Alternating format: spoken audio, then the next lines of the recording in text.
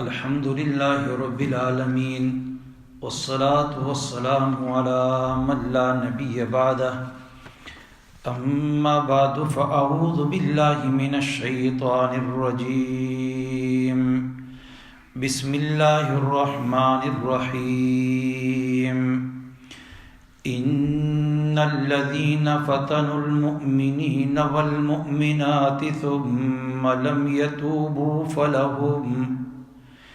فلهم عذاب جهنم ولهم عذاب الحريق إن الذين آمنوا وعملوا الصالحات لهم جنات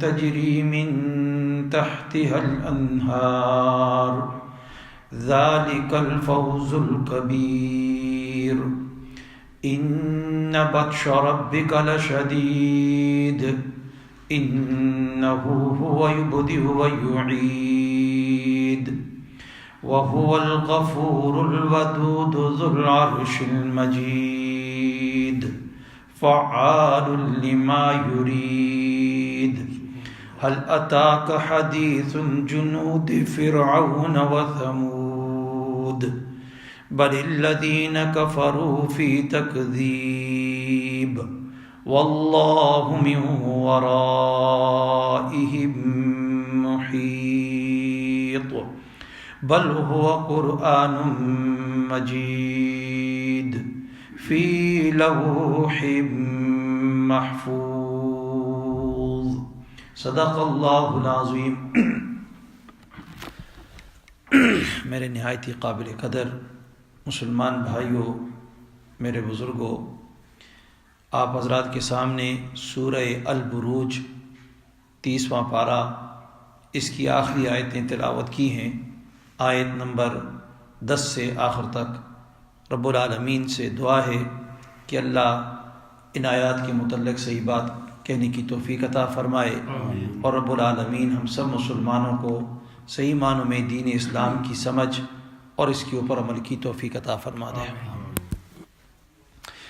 کل کے درس میں آپ حضرات کے سامنے سورہ بروج کی ابتدائی آیات گزری، جن میں اللہ رب العالمین نے آسمانوں کی اور قیامت کے دن کی اور شاہد اور مشہود کی قسمیں کھا کر کہا کہ وہ لوگ جنہوں نے خندقیں کھودی اور اہل ایمان کو ان میں ڈالا، جرم کیا تھا کہ اللہ کی توحید کو مان رہے تھے، اللہ کی توحید کا اقرار کرتے، تو اس جرم کی پاداش میں خندقیں کھود کر آگ سے بھر کر ایمان والوں کو انہوں نے جلا دیا۔ ان کا جرم یہ تھا کہ وہ ایمان لائے اللہ کی ذات پر جو عزیز ہے، بزرگی والی ہے، اور الذی لہ ملک السماوات والارض، وہ ذات جس کا راج ہے کس میں؟ آسمانوں میں اور زمینوں میں۔ واللہ علی کل شیء شہید، اور اللہ تعالی سے کوئی چیز زمین اور آسمانوں میں پوشیدہ نہیں ہے، ساری چیزیں کیا اس کے سامنے حاضر ہیں۔ آج کی آیتیں جو میں نے تلاوت کی، ان آیتوں میں پہلے تخویف اخروی ہے، آخرت کا ڈراوا ہے ان لوگوں کے لیے جو ایمان والوں کے اوپر ظلم کرتے ہیں، ان کے اوپر ظلم کرتے ہیں، اور اس کے بعد پھر بشارت اخروی ہے کہ جو لوگ ایمان لائے اور اعمال صالحہ نیک کام کرتے رہے۔ پھر اس کے بعد آگے اللہ رب العالمین نے قرآن کریم کی عظمت کو بیان کیا ہے، اور قرآن کریم کے مقام و مرتبے کا ذکر ہوگا۔ فرمایا ان الذین فتنوا المؤمنین، بے شک وہ لوگ جنہوں نے آزمایا ایمان والوں کو، آزمائش میں ڈالا ایمان والوں کو اور ایمان والیوں کو، ثم لم یتوبوا، پھر انہوں نے توبہ نہ کیا، فلہم عذاب جہنم، سو ان کے لیے عذاب ہے کس کا؟ جہنم کا۔ جہنم کا عذاب ایسے لوگوں کے لیے رب العالمین نے رکھا ہے۔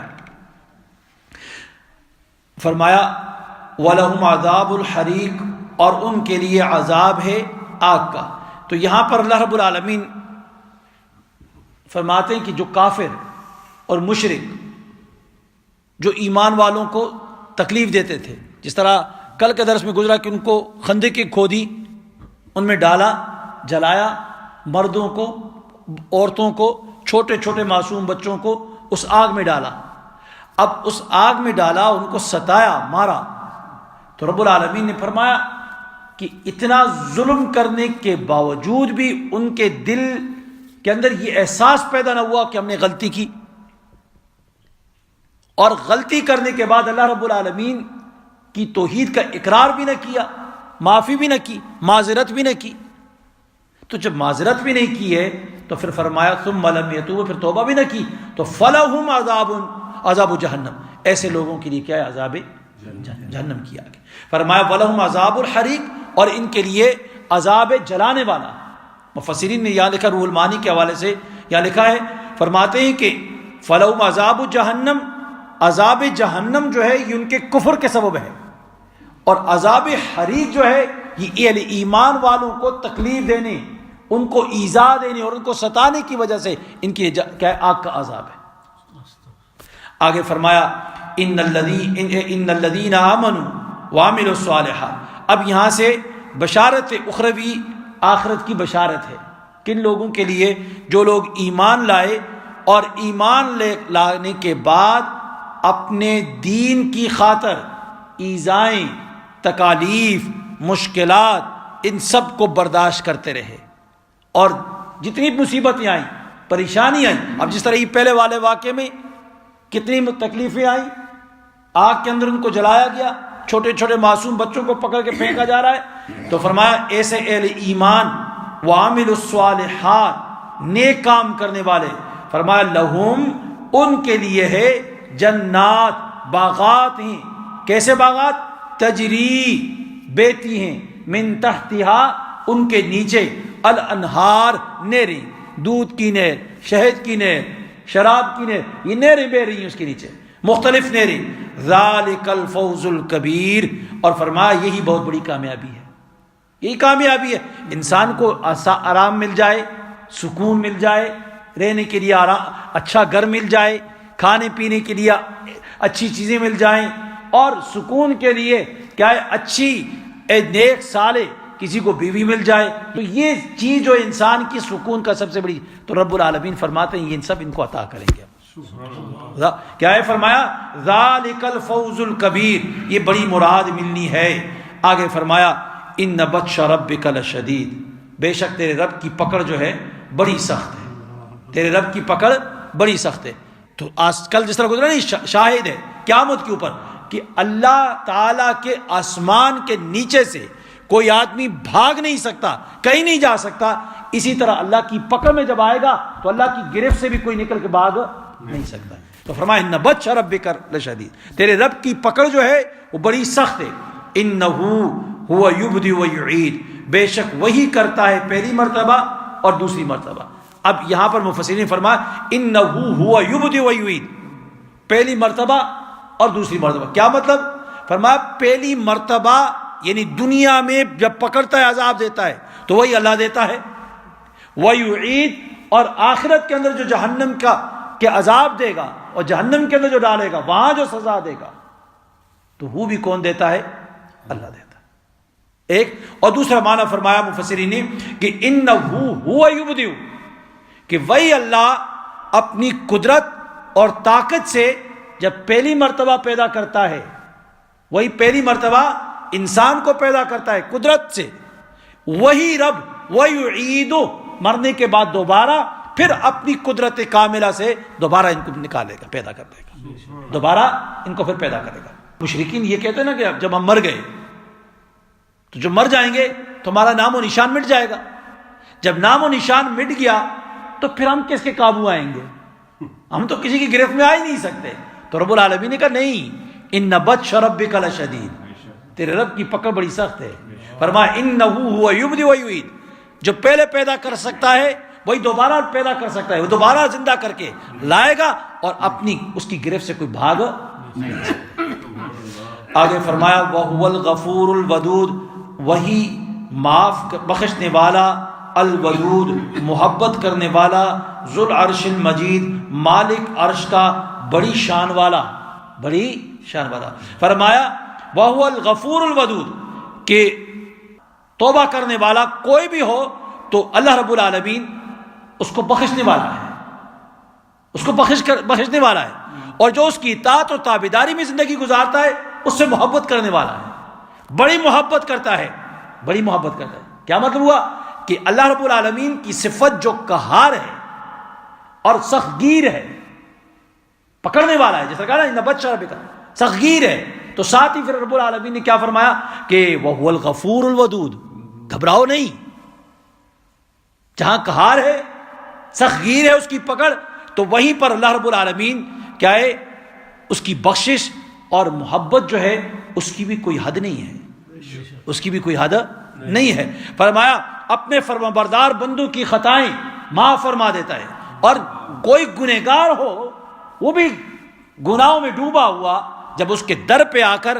ساری کر دیتا ہے، معافی مانگ دیتا ہے، تو رب العالمین اس کو بھی معاف فرما دیتا ہے، اور اپنے نیک بندے جو اس کے اطاعت اور تابعدار ہوتے ہیں ان کی خطاؤں کو بھی معاف فرماتے ہیں، ان کے عیوب پہ پردہ بھی ڈالتے ہیں، ان کی عیوب کے اوپر پردہ بھی ڈالتا ہے، اور طرح طرح کے انعامات سے ان کو نوازتا بھی ہے، دنیا میں بھی اور آخرت کے اندر بھی۔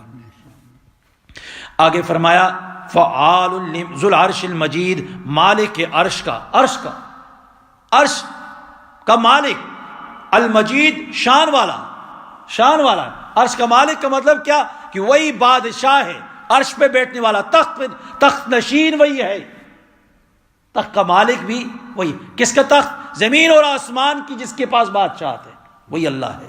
فرمایا فعال لما یرید، کر ڈالنے والا جو چاہے، فعال لما یرید کرتا ہے جو چاہتا ہے، یعنی اپنے علم اور حکمت کے موافق جو کرنا چاہتا ہے کرتا ہے، اور جب کرنے پہ آتا ہے تو کن کرتا ہے تو فیکون ہو جاتا ہے، کوئی دیر نہیں لگتی ہے، اور نہ ہی کوئی اس کو روکنے والا ہے اور نہ ہی کوئی ٹوکنے والا ہے، کوئی ٹوکنے والا بھی نہیں ہے۔ تو اس لیے جب اللہ رب العالمین کی طرف سے انعامات ہوں کسی کے اوپر تو ان انعامات کے اوپر مغرور نہیں ہونا چاہیے۔ اللہ کی نعمتیں کسی کو مل جائیں، دنیا میں کوئی نعمت ملے، اس کے اوپر مغرور نہیں ہونا چاہیے، تکبر نہیں کرنا چاہیے۔ کیوں؟ اس لیے کہ اللہ رب العالمین انتقام لے سکتا ہے، فعال لما یرید ہے، وہ جو چاہے کرتا ہے، کوئی اس کو روک نہیں سکتا ہے۔ تو فرمایا اب انتقام سے بھی انسان کو بے خوف نہیں ہونا چاہیے، انتقام سے بے خوف نہیں ہونا چاہیے، بلکہ ہمیشہ اس کی صفت جلال والی جو ہے اور جمال والی جو صفت ہے اس کے اوپر انسان کو نظر رکھنی چاہیے، اور نظر رکھتے ہوئے کیا کرے کہ خوف کے ساتھ، ڈر کے ساتھ امید بھی رکھے، ڈرے لیکن امید یہ ہو کہ اللہ رب العالمین اگر بخشنا چاہے گا تو میں اکیلا بھی ہو سکتا ہوں، مجھے ہی بخشے گا، ایک ہی کو بخشے گا تو میں ہی ہوں، اتنی امید ہونی چاہیے۔ اور پھر فرمایا امید کے ساتھ ڈر بھی ہو، امید کے ساتھ ڈر بھی ہو۔ اگر امید ہے رب العالمین کی ذات کے اوپر تو ڈرے بھی، کہیں ایسا نہ ہو کوئی خطا ہو جائے، اس کی شان کے اندر کوئی گستاخی ہو جائے اور اس کے حکم سے انحراف ہو جائے کہیں پر، تو اس کی گرفت تو بڑی سخت ہے، اس کی گرفت بڑی سخت ہے۔ تو اس لیے کیا ہے، خوف بھی ہونا چاہیے۔ تو فرمایا علامہ شبیر عثمانی رحمۃ اللہ فرماتے ہیں کہ خوف کے ساتھ رجا، امید رکھے، اور رجا امید کے ساتھ خوف کو دل سے نہ نکالے، ہمیشہ یہ ساتھ رکھے، دل کے اندر یہ چیز رکھے۔ تو آگے فرمایا هل أتاك حدیث الجنود فرعون و ثمود، کیا آپ کو خبر پہنچی، حدیث مانے خبر، بات، الجنود لشکروں کی، کس کے لشکر کی؟ فرمایا فرعون اور ثمود، فرعون اور ثمود ان کے لشکروں کی خبر پہنچی ہے، وہ بھی تو دنیا میں رہے نا، وہ بھی دنیا میں رہے، تو انہوں نے نافرمانی کی، انہوں نے نافرمانی کی، تکذیب کی رسولوں کی، تو ان کا انجام کیا ہوا؟ سارے کے سارے غرق کر دیے، تباہ کر دیے، تباہ کر دیے۔